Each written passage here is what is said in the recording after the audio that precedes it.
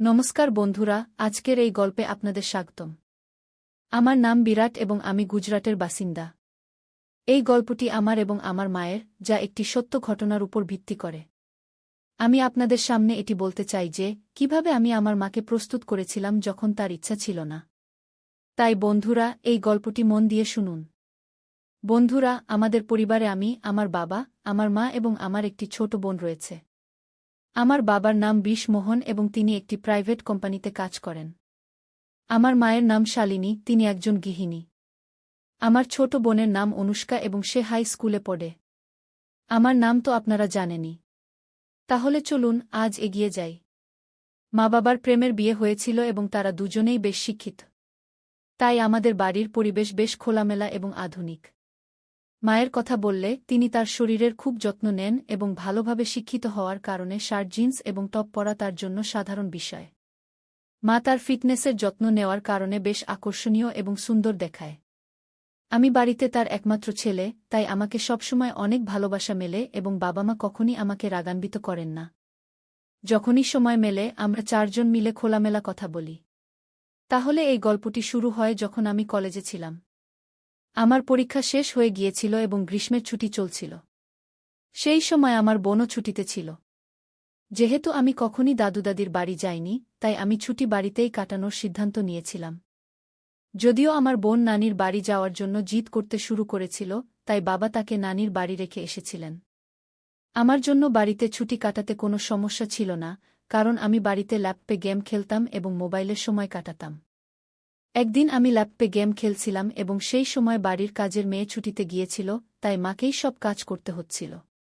বাবা সকালে অফিস চলে গিয়েছিলেন এবং মা বাড়ির কাজ সামলাচ্ছিলেন। তিনি সেই দিন রাজস্থানী পোশাক পরেছিলেন এবং যেহেতু তিনি বাড়িতেই ছিলেন, তাই তিনি দুপুরটা নেননি। এই সময় মা আমার ঘরে এসে ঝাড়ু দিতে শুরু করলেন। আমি বিছানায় বসে গেম খেলছিলাম। যেই মা ঘরে এলেন এবং ঝাড়ু দিতে শুরু করলেন, আমি তার দিকে মনোযোগ দিতে শুরু করলাম, কারণ তিনি দুপুরটা নেননি। কিছু জিনিস স্পষ্ট দেখা যাচ্ছিল। হঠাৎ মা আমার দিকে তাকিয়ে বললেন, উঠ, আমাকে বিছানার চাদর ঠিক করতে দাও, তারপর তোমার গেম খেলো।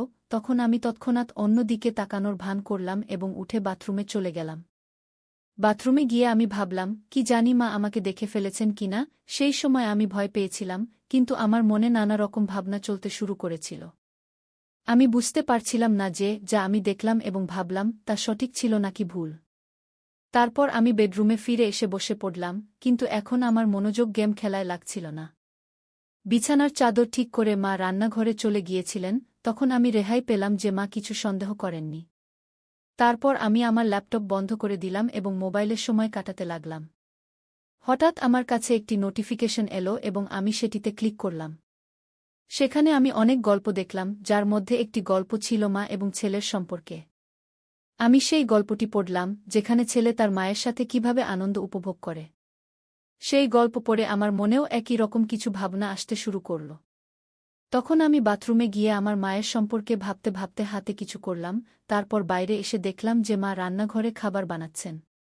তারপর আমি ফ্রিজ থেকে পানির বোতল নিতে নিতে মায়ের দিকে তাকিয়েছিলাম। তিনি আমার দিকে পিঠ করে দাঁড়িয়েছিলেন এবং আমি তাকে মনোযোগ দিয়ে দেখছিলাম। তার মনোযোগ খাবার বানানোর মধ্যে ছিল, তাই তিনি বুঝতে পারেননি যে আমি তাকে কিভাবে দেখছি।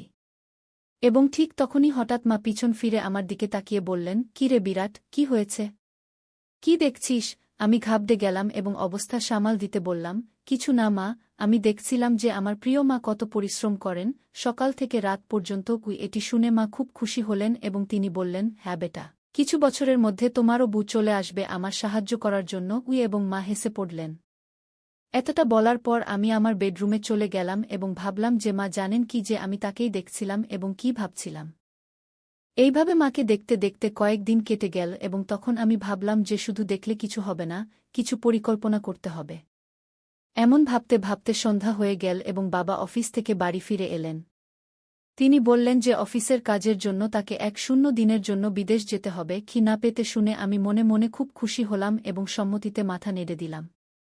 তারপর 3 দিন পর বাবা চলে যাচ্ছিলেন এবং আমি ঠিক করলাম যে যা কিছু করতে হবে এই 1 দিনের মধ্যেই করতে হবে, না হলে আর এমন সুযোগ মিলবে না। পরের দিন মঙ্গলবার ছিল, বাবা চলে যাচ্ছিলেন, তাই একটু শপিং করতে হবে। মা এবং বাবা শপিং করতে বের হতে যাচ্ছিলেন, তখন আমাকে জিজ্ঞাসা করলেন তুমি আসবে? আমি না করে দিলাম এবং বললাম তোমরা যাও, আমি গেম খেলব। তারপর তারা দুজন চলে গেলেন এবং তারা যাওয়ার সাথে সাথেই আমি দরজা লক করে তাদের বেডরুমে গেলাম। আমি আলমারি খুলে দেখলাম যে আমার কোনো আইডিয়া মেলে কিনা, তখনই আমার একটি উপায় মাথায় এল। আমি আরও খুঁজতে লাগলাম এবং মায়ের লিপস্টিক ও বডি স্প্রে পেলাম। খুঁজতে খুঁজতে মায়ের অনেক কাপড় পেলাম, তার মধ্যে একটি ড্রেস পেলাম যা মায়ের ওয়ান পিস ছিল, লাল রঙের। এটি দেখে আমি ভাবলাম মা এই ড্রেসে কেমন দেখাবে। ভাবতে ভাবতে আমি আলমারিতে কাপড় ঠিকঠাক করে রাখলাম, কিন্তু বেডরুমে মায়ের ফটো দেখে আবার কিছু অদ্ভুত অনুভূতি হল। এখন আমি মনে মনে ঠিক করলাম যে মায়ের নামে আর কিছু হবে না, এখন কিছু করতেই হবে, তবেই আমি শান্ত হতে পারব। সবকিছু ঠিকঠাক গুছিয়ে আমি হোল রুমে এসে টিভি দেখতে লাগলাম, তখনই মা এবং বাবা ফিরে এসে বসে গেলেন।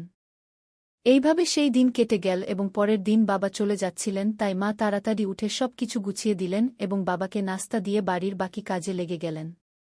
সকাল ৮টায় বাবা আমাদের বিদায় বলে চলে গেলেন এবং মাও বাড়ির কাজে ব্যস্ত হয়ে গেলেন। বাবার কোম্পানির কাজে বাইরে যাওয়া আমাদের জন্য কোনো নতুন বিষয় ছিল না। মা তাড়াতাড়ি উঠে বাবাকে সামলানোর চেষ্টায় গোসল করতে যাননি। বাবার চলে যাওয়ার পর সকাল ৯:০০ বাজে মাম্মি নাহাতে চলে গেল আর আমি হলে টিভি দেখছিলাম। হঠাৎ মাম্মির আওয়াজ এল, কি বিরাট তোয়ালে দে দোগু। আমি বাইরেই ভুলে গিয়েছিলাম। আমি তৎক্ষণাৎ তোয়ালে নিয়ে গেলাম। মাম্মি দরজা একটু খুলল আর তোয়ালে নেওয়ার জন্য হাত বাড়াল। যখন মাম্মি তোয়ালের জন্য হাত বাড়াল তখন আমি দেখলাম মাম্মির চুল সম্পূর্ণ ভেজা ছিল, তার হাত থেকে পানি টপকাচ্ছিল আর তার মুখ ও হাতে পানির বিন্দু দেখে মাম্মি আমার কাছে অত্যন্ত সুন্দর লাগল। যখন মাম্মি হাত সামনে করল তখন সে একটু সাইডে সরে গিয়েছিল, তখন আমি তাকে একটু দেখলাম আর তার উপর পানির বিন্দু ছিল। তার হাত যেন আমাকে ভিতরে ডাকছিল, কিন্তু সে চালাক ছিল, তৎক্ষণাৎ ভিতরে সরে গেল এমন লাগছিল। আমি ক্ষণাৎ ভিতরে গিয়ে তাকে দাঁড়িয়ে দাঁড়িয়েই আনন্দ দেই। যাই হোক, পাপা বাড়িতে ছিল না, কিন্তু আমি নিজেকে নিয়ন্ত্রণ করলাম আর হলে এসে বসলাম। তারপর ৫ মিনিট পর মাম্মি তোয়ালে জড়িয়ে হলে এল আর টিভির পাশের শীষের সামনে দাঁড়িয়ে হেয়ার ড্রায়ার দিয়ে চুল শুকাতে লাগল। আমি আরও বেশি অস্থির হয়ে গেলাম আর তাকে পেছন থেকে দেখতে লাগলাম। যখন মাম্মি তার চুলে হাত দিয়ে হেয়ার ড্রায়ার দিয়ে চুল শুকাচ্ছিল তার জন্য এসব নর্মাল ছিল, কিন্তু তার কি জানা ছিল পেছনে সোফায় বসে থাকা ছেলে তাকে আনন্দ দিতে পাগল হয়ে যাচ্ছে আর তাকে পেছন থেকে দেখছে। আমি মনে মনে ভাবলাম আজ থেকেই চেষ্টা করা উচিত। আর আমি সময় নষ্ট না করে বললাম, মাম্মি তুই সবসময় ৫৭ ড্রেসই পরিস বাড়িতে কি? তখন মাম্মি বলল, কেন রে বেটা, এমন কি আছে? আমি যা ভাল লাগে তাই পরি, তোমার কেন মনে হয় অন্য কিছু পরা উচিত? তখন আমি বললাম, কিছু না মাম্মি, কাল যখন তুই জিন্স আর টপ পরেছিলি তখন এমনিতেই বলছিলাম কি। তখন মাম্মি বলল, ও অরে পাগল, বাড়িতে কে জিন্স আর টপ পরে বাইরে যেতে হলে তো পরবেই নাকি? তারপর আমি বললাম, কি এমন না মাম্মি, যখন তুই শাড়ি আর রাজস্থানী ড্রেস পরিস তখন একটু বয়স্ক লাগে তাই বললাম। তারপর মাম্মি উত্তর দিল, কি এখন যুবক বকর কি করব, যাকে ভালোবেসেছি তার সাথে বিয়ে করেছি, আর এখন তোমার মতো অলস ছেলে আর অনুষ্কার মতো সুন্দর মেয়ে আছে, আর কি চাই? এত বলেই মাম্মি জোরে হেসে উঠল আর বেডরুমে কাপড় পরতে চলে গেল। আমিও হেসে উঠলাম আর টিভি দেখতে লাগলাম। কিছুক্ষণ পর মাম্মি বাইরে এল। কাপড় বদলে দেখে আমার খুশিও হলো আর নারাজগিও হল, কারণ সে আমার কথা মানল। নারাজ এজন্য যে সে আবার সম্পূর্ণ ঢেকে গেল। মাম্মি হলে এল আর বলল, এখন কেমন লাগছে? আমি হতভম্ব হয়ে বললাম, কি বাহ, এখন তুই একদম আমার বয়সের মেয়ে লাগছিস। মাম্মি বলল, অরে বুদ্ধু, তোর আর আমার মধ্যে ১৮ বছরের পার্থক্য আছে, আর আমি কেমন করে তোমার বয়সের লাগতে পারি? এখন আমার কিছু বলতে ইচ্ছা করছিল না, কিন্তু কিছু বলতেই হলো, তাই বললাম, অরে মাম্মি, আমাদের আর তোমার বয়সের পার্থক্য আমরা জানি, কিন্তু বাইরে কে জানে? যদি আমরা দুজনে বাইরে ঘুরতে যাই তবে লোকেরা ভাববে আমরা গার্লফ্রেন্ড বয়ফ্রেন্ড। এত বলেই আমি ইচ্ছে করে থেমে গেলাম আর মাম্মির প্রতিক্রিয়া দেখতে লাগলাম। তখনই মাম্মি সময় নষ্ট না করে উৎসুক হয়ে জিজ্ঞেস করল, আচ্ছা আর কি বল না বেটা, কি এখন? আর আমি কিছু বললাম না, শুধু এতটুকু বললাম, ছেড়ে দে মাম্মি, তোমার রাগ হবে কি? তখন মাম্মি বলল, আমার কখনো তোমার উপর রাগ হয়েছে? আর তুমিও জানো আমার ছেলে কখনো ভুল করে না, তবে আমার রাগ কেন হবে? এখন দ্রুত বল, কি বলতে চেয়েছিলে কি? তখন আমি বললাম, যদি আমরা একসাথে বাইরে কোথাও ঘুরতে যাই তবে লোকেরা আমাদের গার্লফ্রেন্ড বয়ফ্রেন্ড ভাববে, কিন্তু তোমার গলা মঙ্গলসূত্র দেখে তারা আমাদের স্বামী স্ত্রীও ভাববে। কি? এ কথা শুনে মাম্মি জোরে জোরে হাসতে লাগল। তারপর মাম্মি বলল, অরে বাপরে, এত ছোট কথা জন্য আমার রাগ কেন হবে কি? আর আবার মাম্মি হাসতে লাগল। তখন আমি তাদের বললাম, হাসো না মাম্মি, কি এত? বলেই মাম্মি আমাকে টিটকারি দিতে আবার হাসা শুরু করল আর আমি মাম্মির দিকে দৌড় দিলাম মজা করে মারার জন্য। মাম্মি তখন দৌড়ে কিচেনে চলে গেল আর হাসতেই থাকল। তারপর আমি হলে বসে ভাবতে লাগলাম যে কি চলো, শুরু তো হলো, কিন্তু এখনও অনেক কাজ বাকি, আর তা ঠিক ততটাই কঠিন। মাম্মি খুব সংস্কারবান, আর আমি কখনো তাকে এমন অনুভব করিনি যে সে এমন কিছুর অভাব বোধ করছে। মাম্মি আর পাপার প্রেমের বিয়ে হওয়ায় খুশি তো তাদের আগে থেকেই আছে, প্রয়োজন তো আমার ছিল, আর আমাকে সেই প্রয়োজন যেকোনো অবস্থাতেই পূরণ করতে হবে, তাও মাম্মি দিয়ে কি। তারপর কিছুক শোন পর আমি আবার চেষ্টা শুরু করলাম। মাম্মি কিচেনে কাজ করছিল, আমি সেখানে গেলাম আর বললাম, কি মাম্মি, তোমাকে রোজ রোজ এই কাজ করতে করতে বিরক্ত লাগে না? তখন মাম্মি বলল, না বেটা, যখন আমাদের কাজের বাই আসে তখন আমার আরাম হয়। কি তখন আমি বললাম, গো মা, এখন তো ছুটি শুরু হয়েছে আর আমার খুব বরিয়ত অনুভব করছিলাম। তখন মা বললেন, তাহলে কি করব, কোথায় যাব ঘুরতে? আমরা দুজনেই বাড়িতে আছি। তখন আমি বললাম, হ্যাঁ চলো মা, কিন্তু বাবা আসার পর। তখন মা বললেন, তাহলে এতক্ষণ কি করবে? আমি বললাম, আমার একটা গেম জানা আছে, যদি তোমার কোনো আপত্তি না থাকে তাহলে খেলি বাড়িতে। মা বললেন, আমার ল্যাপটপে গেম খেলতে কোনো আগ্রহ নেই, অন্য কিছু বলো। তখন আমি বললাম, আরে আমার প্রিয় মা, ল্যাপটপে নয়, শুধু এমনি আমরা দুজন খেলব। তখন মা বললেন, আচ্ছা ঠিক আছে, কোনো গেম? আমি বললাম, মা, ট্রুথ অ্যান্ড ডেয়ার। তখন মা বললেন, আচ্ছা সেই গেম, ঠিক আছে খেলি, কিন্তু আগে আমাকে বাড়ির কাজ শেষ করতে দাও, তারপর খেলব। তখন আমি বললাম, ঠিক আছে মা, তখন পর্যন্ত আমি আমার বেডরুমে যাই, যখন তোমার কাজ শেষ হবে তখন বেডরুমে চলে আসবে। এ কথা বলে আমি তাকে পিছন থেকে জড়িয়ে ধরে গালে একটি চুমু দিলাম এবং তারপর বেডরুমে গিয়ে বসে রইলাম। আমি বেডরুমে বসে ভাবতে লাগলাম, মা প্রস্তুত তো হয়ে গেছেন, কিন্তু কি জিজ্ঞাসা করব যাতে তার রাগ না হয় এবং আমার কাজও হয়ে যায়। কিছুক্ষণ পর মা বেডরুমে এলেন এবং আমার সামনে বসে গেলেন। তখন মা বললেন, এখন বলো কি খেলতে হবে? তখন আমি বললাম, মা, তোমাকে তো জানাই ট্রুথ অ্যান্ড ডেয়ার গেম, এখন আমাকে বলো গেমের শুরু তুমি করবে নাকি আমি? তখন মা বললেন, তুমিই শুরু করো। তখন আমি মাকে জিজ্ঞাসা করলাম, তোমাকে ট্রুথ চাই নাকি ডেয়ার? মা বললেন, ট্রুথ। তখন আমি প্রশ্ন করলাম, তোমার বিয়ের আগে কোনো বয়ফ্রেন্ড ছিল? আমার প্রশ্ন শুনে মা বললেন, এ কী ধরনের প্রশ্ন বিরাট? তখন আমি বললাম, এটাই আমার প্রশ্ন, আর তুমিই তো ট্রুথ বেছে নিয়েছ, এখন বলো। তখন মা বললেন, হ্যাঁ আমার বয়ফ্রেন্ড ছিল, এবং সে তোমার বাবাই। এরপর আমি মাকে বললাম, এখন তুমি আমাকে জিজ্ঞাসা করো, আমারও ট্রুথ। তখন মা একটু ভেবে আমাকে প্রশ্ন করলেন, মা বললেন, তোমার কোনো গার্লফ্রেন্ড আছে? তখন আমি হ্যাঁ বলে উত্তর দিলাম এবং বললাম, হ্যাঁ আছে, সে আমার সামনেই বসে আছে। আমার উত্তর শুনে মা একটু রেগে বললেন, আরে বেটা, এমন বলা ভুল, আমি তোমার মা। শুরুতে আমার আত্মবিশ্বাস একটু কমে গেল, কারণ মায়ের এমন গেমে কোনো আগ্রহ ছিল না এবং তিনি সংস্কারমনা ছিলেন। কিন্তু আমি হার মানতে রাজি ছিলাম না। তখনই আমি বললাম, আরে মা, মজাকেই বলেছিলাম, তুমি তাড়াতাড়ি রেগে যাও কেন? তখন মা ভালোবাসার হাসি দিয়ে হেসে উঠলেন এবং মাথা নাড়লেন। এরপর আবার আমি মাকে জিজ্ঞাসা করলাম, এখন তোমাকে কি চাই, ট্রুথ নাকি ডেয়ার? তখন আবার মা ট্রুথ বললেন। তখন আমি তাকে প্রশ্ন করলাম, বিয়ের আগে তুমি কি কখনো আনন্দ নিয়েছ বা কোনো গেম খেলেছ? তখন মা রেগে বললেন, বিরাট, এটা বেশি হয়ে যাচ্ছে, আমার মনে হয় না তোমার এমন প্রশ্ন জিজ্ঞাসা করা উচিত, এখন আমাদের এখানেই রাখা উচিত। তখন আমি বললাম, আরে মা, আমরা ভালো বন্ধু, আর আমার মনে হয় না তুমি আমার কাছ থেকে কিছু লুকিয়ে রাখতে পারবে, যদি তুমি আমাকে ভালোবাসো এবং আমার উপর বিশ্বাস রাখো। তখন মা বললেন, কিন্তু বেটা, তুমি আমার ছেলে, আর এসব কথা ঠিক নয়।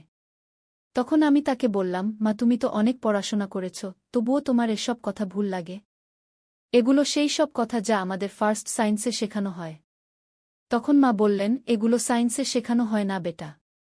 তখন আমি বললাম, না শেখানো হয়, তাহলে আমাকে এসব বিষয়ে কিছুই জানা উচিত নয়। এরপর মা বললেন, তোমার সব কিছু জানার পূর্ণ অধিকার আছে, কিন্তু মনে রেখো তুমি কাকে জিজ্ঞাসা করছ। তুমি আমাকে, অর্থাৎ তোমার মাকে এসব জিজ্ঞাসা করছ।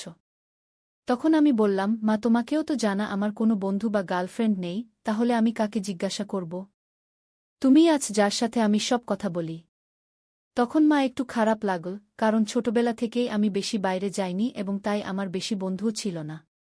তার বুঝতে অসুবিধা হল না যে আমি মানব না, তাই তিনি কথা বলতে রাজি হলেন। তখন মা বললেন, হ্যাঁ আমরা কয়েকবার এমন করেছি এবং একবার আনন্দ নিয়েছিলাম। তখন আমি বললাম, মা, এত ছোট কথা বলতে এত সময় নিলে? তখন মা বললেন, এখন তো খুশি হয়েছ না? আমি হার মানিনি, কারণ আমি জানতাম, যদি এখন থামি তবে আর কখনো মায়ের সাথে কথা বলতে পারব না। কোনোভাবে মাকে শান্ত করলাম এবং গেম আবার শুরু করলাম। আমি বললাম, ঠিক আছে মা, গালি সঠিক, এখন আমি করব। তখন মা বললেন, হ্যাঁ দ্রুত করো। তখন আমি মায়ের কাছে গেলাম এবং কিছুক্ষণ তাকিয়ে থাকলাম। তারপর আমি যা করা উচিত ছিল না তা করলাম। ধীরে ধীরে মাকে প্রস্তুত করে আমি মজা নেওয়া শুরু করলাম।